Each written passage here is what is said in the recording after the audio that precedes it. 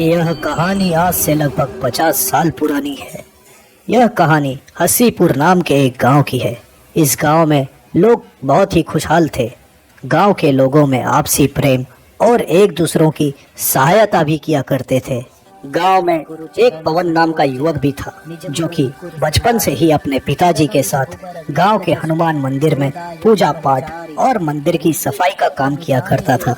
पर काफी दिनों से पिताजी की तबीयत ठीक नहीं रहती थी, जिस वजह से अब मंदिर की जिम्मेदारी पवन की ही थी। परंतु इस गांव के लोगों की खुशहाल जिंदगी पर ऐसा ग्रहण लगने वाला था, जो कि इस गांव के लोगों ने कभी कल्पना भी नहीं की थी। पवन, विजय, कहाँ जा रहे हो तुम दोनों? सरपंच काका, मैं तो मंदिर जा रहा हूँ। मैं शहर जा रहा हूँ सरपंच जी, शाम तक घर आ जाऊंगा। ठीक है बच्चों, जाओ। अधीरा, अब क्या सोच रहे हो तुम? और कब तक इस जंगल में रुकना होगा हमें? अब तो हमारे पास इतनी शक्तियां हैं कि हम दोनों मित्र कुछ भी कर सकते हैं। सही कहा तुमने राका। हम बहुत बड़े तांत्रिक हैं। अनेकों भूत प्रेत हमारे गुलाम हैं। हम कुछ भी कर सकते हैं। पर याद करो वह किताब। कौन सी किताब अधीरा? क्या तुम हमारे गुरु की लाल तांत्रिक किताब की बात तो नहीं कर रहे हो? सही कहा, वही लाल किताब जिसके पृष्ठ संख्या 53 पर एक ऐसी तांत्रिक क्रिया के बारे में जानकारी और मंत्र भी है। कौन सी तांत्रिक क्रिया और कौन सा मंत्र अधीरा? 11 इंसान की एक साथ नर बलि देने की क्रिया एवं उसका मंत्र। पर हमें क्या लाभ होगा? अमावस्या की काली रात में 11 इंसान की एक साथ बलि एवं मंत्र उच्चारण से उन 11 इंसान की आयु हमें मिल जाएगी। तो सोचो। हाँ, सही कहा तुमने अधीरा। हमें काफी लंबे वर्षों तक जीवित रहकर इस संसार पर राज करना है। हम जहाँ रुके हैं वह एक सुरक्षित स्थान है और यह पास में ही हसीपुर नाम का एक गांव है। बस इस गांव के युवकों को हम यहाँ लाकर बंदी बनाएंगे और अमावस्या तक 11 युवकों की एक साथ नर बलि देंगे। अरे, आज तो बहुत देर हो गई शहर से गांव लौटते लौटते। अब तो इस अंधेरे में चलना भी कठिन है। अगर तुम्हें अंधेरे में चलना कठिन हो रहा है तो आओ, मैं सरल कर देता हूँ। कौन हो तुम लोग?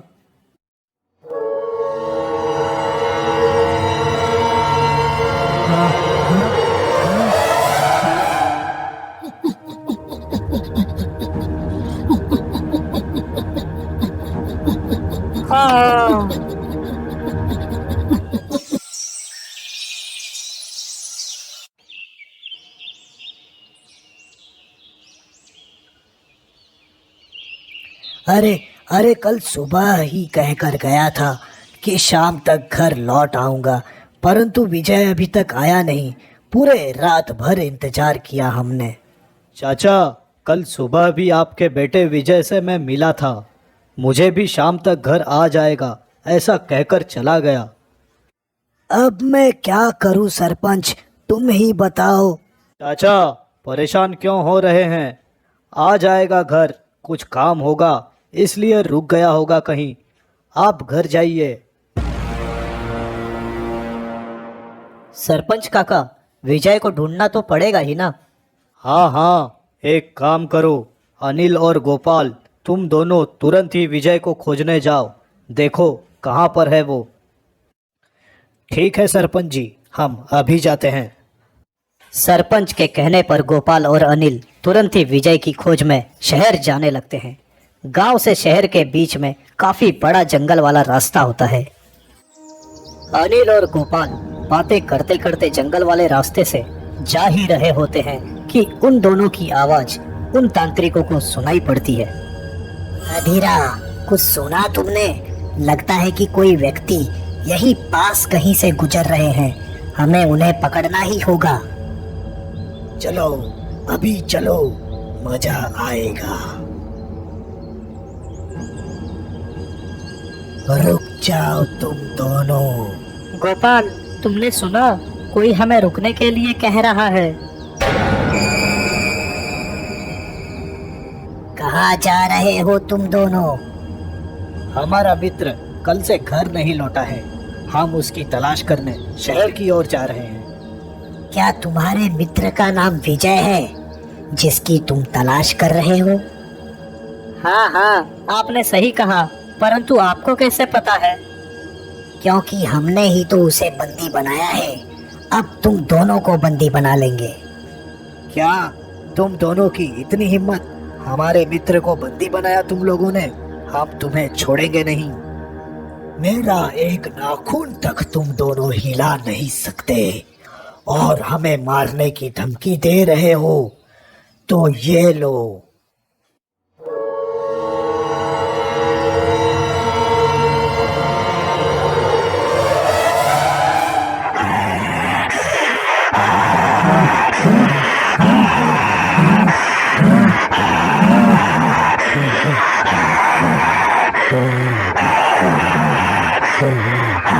छोड़ दो हमें, छोड़ दो हमें, छोड़ दो हमें, छोड़ दो हमें, छोड़ दो, छोड़ दो, छोड़ दो, छोड़ दो।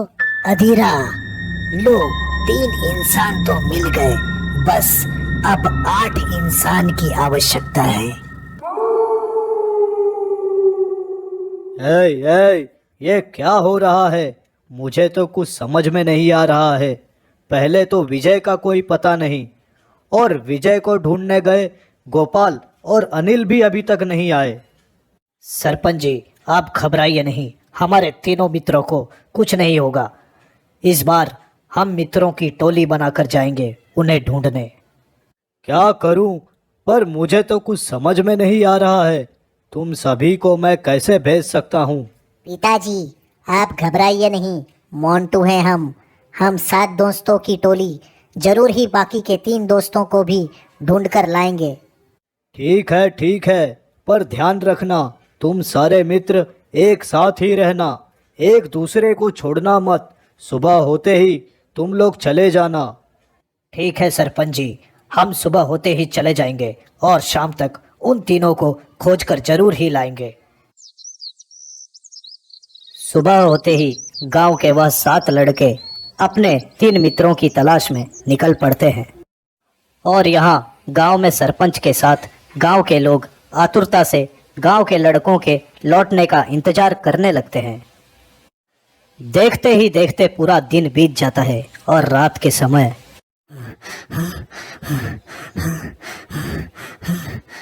क्या हुआ? तुम दौड़ते हुए कहाँ से आ रहे हो? सरपंच काका, बहुत ही बुरी खबर है। जब सुबह गांव के युवक हमारे खोए हुए मित्रों की तलाश के लिए निकले थे, तब मैं गांव के युवकों के पीछे छिपते छिपते जा रहा था। तभी मैंने देखा गांव के बाहर उस जंगल से 2 तांत्रिक अचानक से हमारे मित्रों के सामने आ गए। वे कोई साधारण तांत्रिक नहीं थे। उन तांत्रिकों के पास अनेकों भूत प्रेत थे और तांत्रिकों ने हमारे सारे मित्रों को अपनी शक्तियों से बेहोश कर दिया। मैंने जब उन तांत्रिकों का पीछा किया तो देखा कि जंगल के अंदर जो पुरानी गुफा है, उसके बाहर उन्होंने पहले से ही हमारे गांव के जो 3 युवक गायब थे उन्हें बंदी बना रखा है और बाद में वे जो 7 युवक थे उन्हें भी बंदी बना लिया है। क्या? हे भगवान, मेरा बेटा मोंटू भी तो है वहाँ, पर वह तांत्रिक ऐसा क्यों कर रहा है? मैं वही जानकारी के लिए इतने देर तक वहाँ छिपा था कि आखिर बात क्या है। तब राका, 10 लड़के पकड़े गए हैं। आज किसी भी तरह से 11 लड़कों की बलि देनी होगी हमें, क्योंकि आज अमावस्या की रात है। चिंता मत करो अधीरा, इनकी तलाश में जरूर ही कोई ना कोई आएगा। यदि नहीं भी आया तो मैं उस गांव में जाकर किसी एक युवक को उठा कर लाऊंगा। उनकी बातें सुनकर मैं तुरंत दौड़ते हुए आपको यह जानकारी देने के लिए आया हूँ।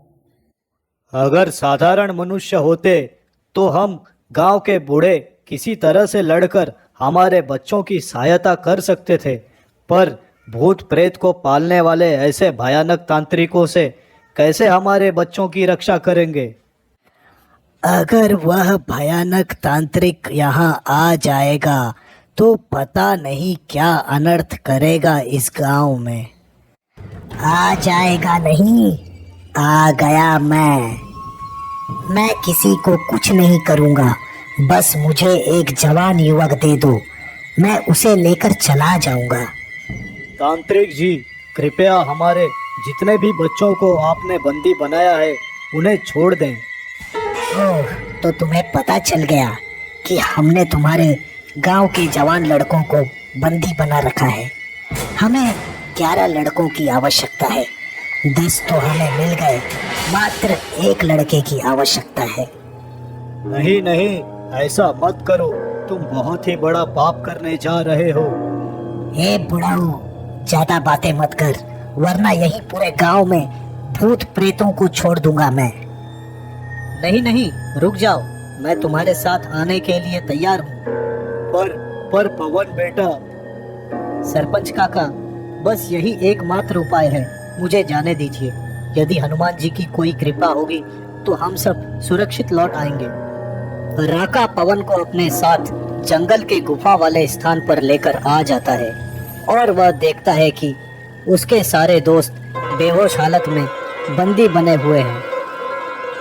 देखो, तुम मेरे सारे मित्रों को छोड़ दो, तुम बहुत ही बड़ा पाप करने जा रहे हो। पाप पुण्य का ज्ञान ना बांटो पंडित। यहाँ तुम 11 लड़कों की नर बलि के बाद तो हम ही पाप और पुण्य के देवता बन जाएंगे। देखो, हमें जाने दो, हमने तुम्हारा क्या बिगाड़ा है। चाहे तो मेरी बलि ले लो, परंतु मेरे सारे मित्रों को छोड़ दो, उन्हें जाने दो। राका, यह किसे पकड़ कर लाए हो तुम? बहुत बक बक कर रहा है। ये सारे युवक तो अभी बेहोश हैं, तो सबसे पहले इस पंडित युवक की ही बलि चढ़ा देते हैं। हे प्रभु हनुमान जी, बचपन से आज तक संपूर्ण भक्ति भाव से आपकी सेवा की है। हे हनुमान जी, हमारे सारे मित्र संकट में हैं। हे प्रभु, कृपया रक्षा करें प्रभु।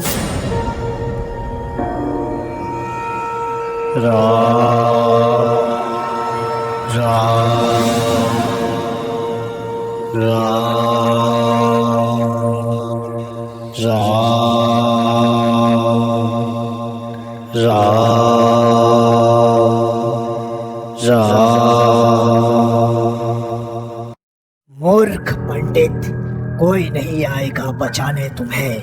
हमारे शक्ति के आगे कोई नहीं टिक पाता। चलो, अब बलि के लिए तैयार हो जाओ। श्री गुरु चरण सरोज रज, निज मन मुकुर सुधारी। बरनउँ रघुबर विमल जसु, जो दायक फलचारी। बुद्धिहीन तुम जानिके, सुमिरो पवन कुमार। बल बुद्धि अधीरा, अधीरा, इसके यहाँ हनुमान चालीसा पढ़ने से हमारे सारे भूत प्रेत भाग गए हैं। लोक उजागर, रामदूत अतुलित बल धाम। अंजनी कोई बात नहीं, इसका गर्दन काट दो। सुमति के संग, कंचन वर्ण विराज सुबैसा। कानन कुंडल कुंचित कैसा, हाथ वज्र और ध्वजा विराज। कांधे मूंज जनेऊ साज, शंकर सुवन केसरी नंदन।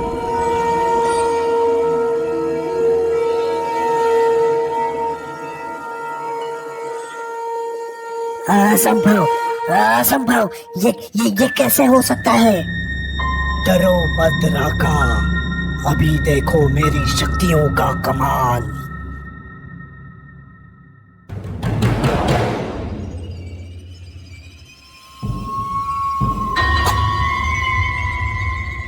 क्या हुआ?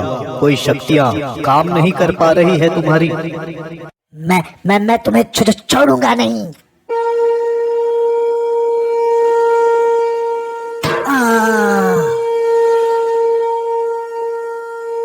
अब तुम क्या सोच रहे हो? आ जाओ।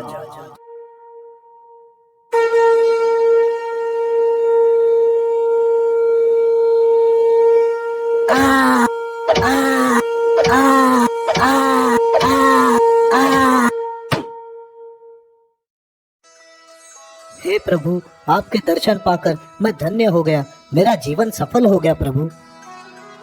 तुम तो मेरे प्रिय भक्त हो, तो मैं तुम्हें संकट में कैसे छोड़ सकता हूँ? मेरा आशीर्वाद सदा तुम्हारे साथ है। अब मैं जा रहा हूँ। तुम्हारे सारे मित्र मूर्छित हैं। वे अभी तुरंत स्वस्थ हो जाएंगे। उन्हें लेकर अपने गांव लौट जाओ। जय श्री राम, जय श्री राम। अरे उठो उठो, चलो घर चलो, घर चलो। अरे अरे पवन भाई, आप यहाँ पर क्यों आए हो? जाओ, भाग जाओ यहाँ से, नहीं तो वह तांत्रिक आपको भी नहीं छोड़ेगा। मोंटू, अब यहाँ कोई नहीं आएगा। तुम सभी मेरे मित्रों अब सुरक्षित हो। क्या क्या? पर कैसे? चलो अपने गांव पहुंचने तक सारी कहानी बताता हूँ। तो दोस्तों, यह कहानी आपको कैसी लगी हमें कमेंट में जरूर बताएं। और भी नए कहानी के लिए हमारे चैनल को सब्सक्राइब कर लें। मैं फिर लौटूंगा आपके लिए नई कहानी लेकर। धन्यवाद।